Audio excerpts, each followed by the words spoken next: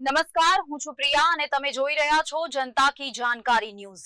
નજર કરીએ આજના સમાચાર। હનુમાન જયંતી નિમિત્તે અંજારમાં જય શ્રી કૃષ્ણ ગ્રુપ દ્વારા ભવ્ય પ્રભાત ફેરી યોજાઈ।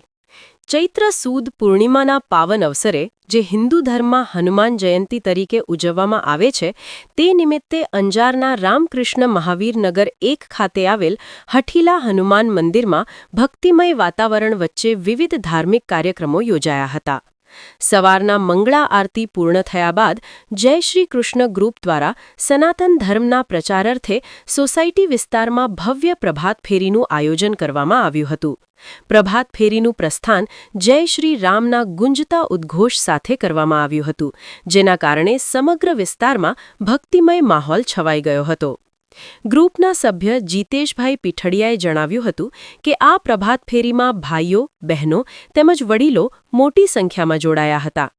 પ્રભાત ફેરી સોસાયટીના વિવિધ માર્ગોથી ભજન કીર્તન અને જય ઘોષ સાથે પસાર થઈ હતી, જેના કારણે આધ્યાત્મિક ઊર્જાનો પ્રસારો થયો હતો।